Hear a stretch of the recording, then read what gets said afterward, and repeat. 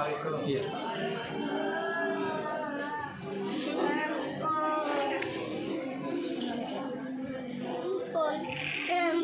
Masukkan dulu. Sudah, itu aja. Ya, pinggir sini aja. Pinggir sini aja.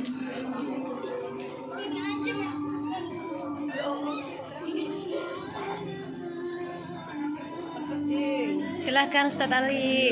Kanakan baluman lah. Itu dibilangkan ada. Oh, nggih.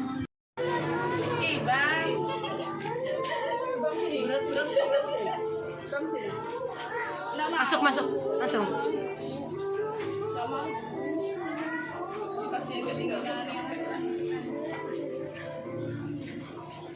Masuk Ting, masuk. Masuk. Masuk langsung.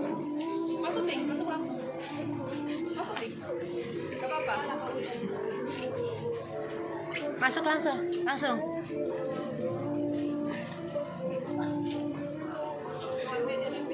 Masuk antik. Jar guru. Langsung aja, kada usah. Saya takutnya beda nada.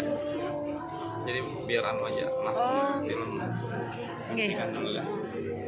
Nggih.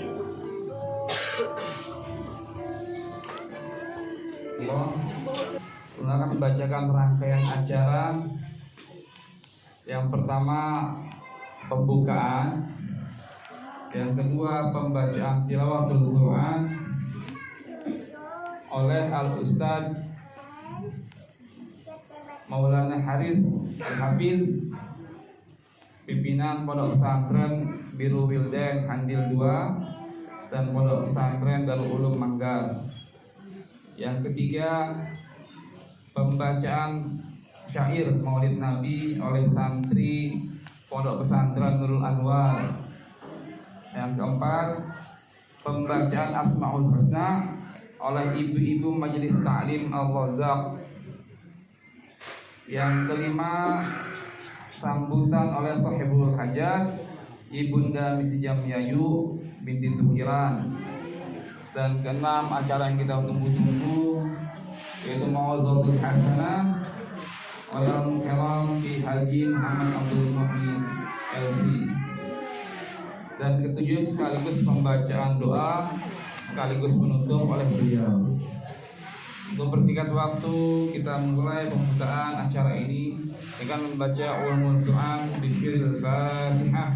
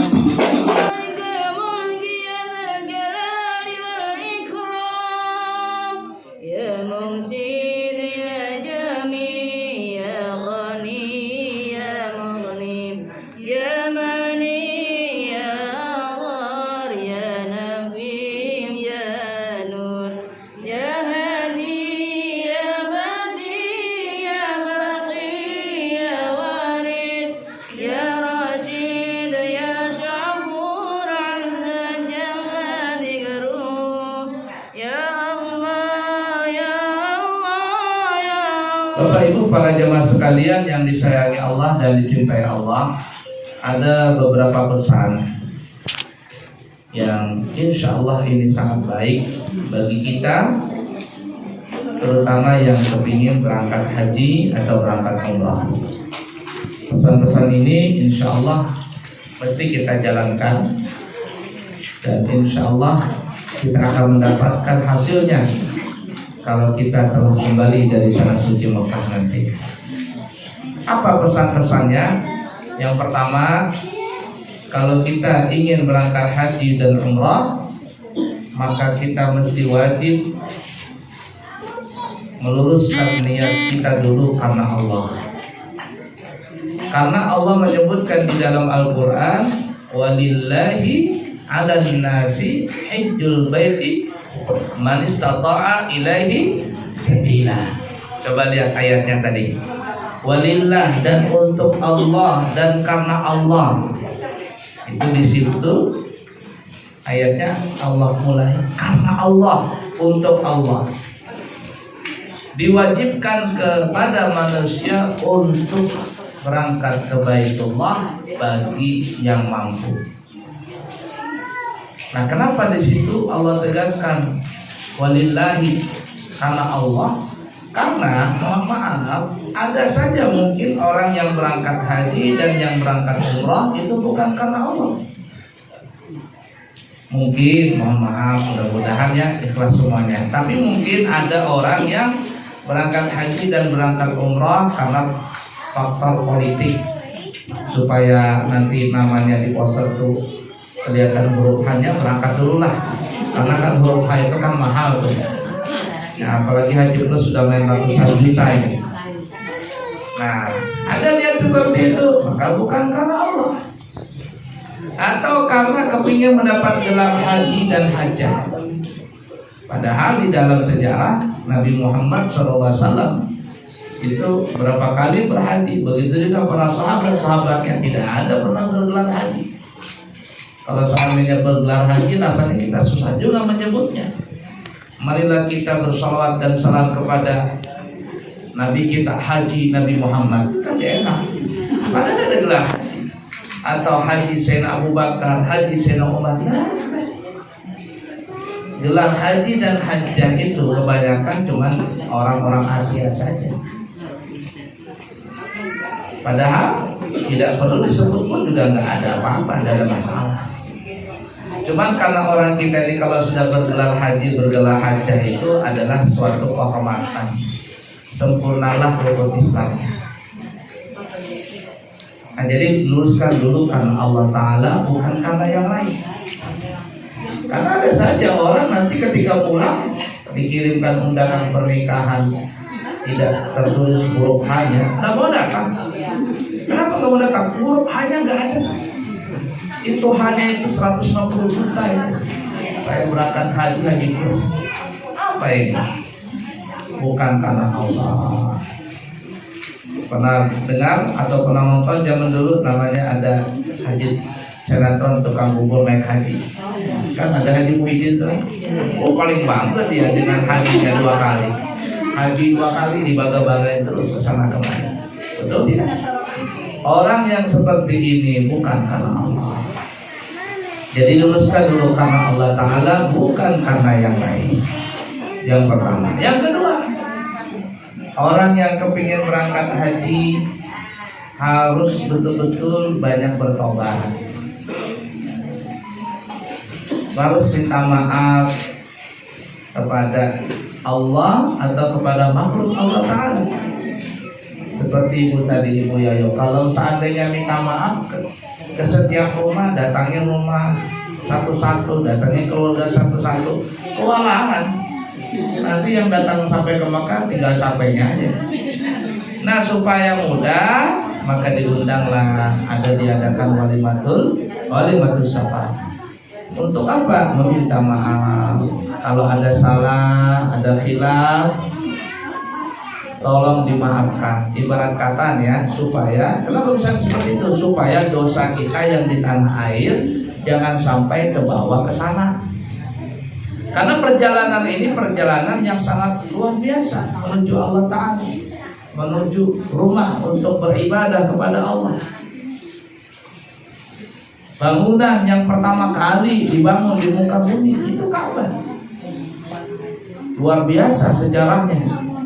Karena ini perjalanan menuju Allah Ta'ala, maka banyak di antara kita itu mengadakan acara seperti ini. Tujuannya tidak lain tidak bukan pertama bersyukur kepada Allah, yang kedua minta maaf kalau ada salah dan khilaf. Ya tadi apa ya maksudnya? Supaya dosa kita di tanah air jangan sampai terbawa ke tanah suci Mekah. Coba lihat nanti ya, atau yang pernah berangkat haji, atau yang pernah selesai berangkat haji itu, kalau dia pulang haji, cerita tentang haji itu setahun 2 tahun 3 tahun gak pernah habis. Pokoknya kenangan manis, kenangan pahit banyak sekali. Ada yang enak, ada yang tidak enak, ada yang dia alami sendiri, atau ada yang dia orang lain yang mengalaminya. Itu terasa itu di sana. Ini ada cerita ya. Ceritanya insya Allah hadisnya sahih. Karena yang ceritanya orang Balikpapan, yang berangkat juga orang Balikpapan. Jadi ada ibu-ibu. Ini seorang ibu-ibu dari Balikpapan, dia berangkat haji. Sampai di sana subhanallah, dia orang ini ibu ini subhanallah suka megang tasbih. Suka megang tasbih. Mungkin yang dia baca subhanallah, dia baca alhamdulillah, dia baca yang lain-lain.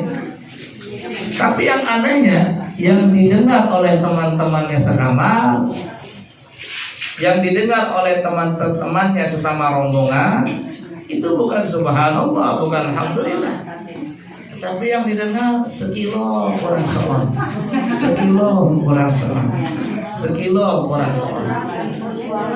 Oh, ternyata itu dia berjualan mengurangi sekilo kurang seorang. Nah, sampai akhirnya kembali ke tanah Balikpapan. Ya kalau orang habis pulang dari haji itu biasanya ada namanya arisan, supaya tidak lupa dengan teman seperjuangan di sana. Biasanya mengadakan arisan, pertemuan sebulan sekali. Paling-paling 2 kali putaran, 3 putaran, buat sudah. Nah jadi kebetulan ibu haji ini yang dapat arisan untuk bulan depan. Nah sebulan berikutnya, artinya mau dekat harinya, saling tanya menanya nih ibu-ibu, nanti kita akan datang di mana ya arisan haji. Lalu ada yang nyeletuk, itu loh di tempatnya ibu haji yang sekilo kurang seorang itu. Coba lihat, itu yang terjadi seperti itu. Banyak kejadian. Ada yang kepalanya dipukul di sana terus merasa. Ada yang dikeruput kucing. Dikeruput kucing itu bahasa apa? Keruput kucing dicakar kucing, karena mungkin waktu di tempat daerahnya suka ganggu kucing dan sebagainya. Ada yang macam-macam. Bahkan ada ya, ini cerita, tapi ini bukan politik ya ibu-ibu ya. Zaman dulu itu kan partai itu cuma ada 3. Ada PDI, ada P3 sama Golkar. Jadi saling ejek mengejek, ya salah, namanya musim politik. Jadi ada salah satu partai, salah satu orang yang menghina lambang partai lain. Jadi dibilang, apa itu gambarnya kayak gambar WC katanya. Saya tidak sebutkan partainya. Jadi sampai akhirnya orang ini berangkat haji, omongannya dia ini, walaupun mungkin nyeletuk seperti itu, tapi mungkin Allah tidak suka. Belum sempat taubat, lalu sampai ke sana di Mekah, di mana-mana dia berjalan, mohon maaf, dia bawa WC dia keciuman. Kenapa? Karena dia menghina lambang tadi. Banyak kejadian-kejadian. Nantilah Ibu Yayu insya Allah selamat kembali ke Balikpapan. Banyak sekali cerita-cerita yang mungkin setahun 2 tahun gak habis cerita itu untuk diceritakan, pengalaman-pengalaman di sana. Nah itu ya, ala kuliah. Jadi bertobat dulu. Untuk apa? Ya tadi istilahnya supaya dosa yang ada di sini jangan sampai terbawa di sana. Karena berapa banyak diperlihatkan, ditampakkan, bahasa kitanya hukum karma berlaku di sana itu karena belum sempat bertobat ketika di tanah air. Kemudian yang ketiga, orang yang berangkat haji ini mesti banyak bersyukur. Karena terus terang Bapak Ibu, orang yang berangkat haji itu sebenarnya bukan lantaran karena uang, bukan lantaran dia orang kaya. Belum tentu orang banyak duit, banyak uang bisa berangkat haji. Berapa banyak orang yang tidak punya uang, tidak punya apa-apa bisa berangkat haji. Kenapa? Karena dia diundang Allah. Sehingga orang yang berangkat haji itu disebut namanya Duyufur Rahman, tamunya Allah yang bernama Rahman. Kalau tamunya Allah pasti dilayani oleh Allah. Kita saja bertamu dengan seseorang, pasti orang akan menyediakan makanan, minuman, fasilitas lengkap nih, kita diundang sama tuan rumah. Saya tadi telepon ini berapa banyak santri di bawah? Ya mungkin 50. Cukup nggak? Cukup lah kata tuan rumah. Selesai. Disediakan. Begitu juga kalau tamunya Allah, yakni orang yang berhaji, itu jadi tamunya Allah. Kalau dia jadi tamunya Allah, pasti Allah akan mudahkan segala urusannya. Sebaliknya kalau dia bukan tamunya Allah, akan susah, mendapat kesusahan di sana. Nah sekali lagi, orang yang berangkat haji dan berangkat umrah ini Bapak Ibu, bukan lantaran orang kaya, bukan lantaran banyak uang. Berapa banyak orang yang berangkat haji tidak punya uang, sehingga ada istilah di Indonesia namanya Haji Mansur. Halaman digusur. Orang yang di Gunung Bijay, Penajam, yang Berawang, Jokowi mau IKN dijual tanahnya. Kemarin dulu 5 tahun 10 tahun yang lalu beli tanah sehektar mungkin harganya 80 juta, 100 juta. Sekarang ditawar 1 M atau lebih. Jual, berangkat haji. Mansur, halaman digusur. Haji Abidin, haji atas biaya dinas. Itu orang-orang Kemenak, itu orang-orang kesehatan. Berangkat haji dibiayai dinas. Apalagi haji kosasi, ongkos dikasih. Nah, ini Ustaz berapa kali sudah dikosasi?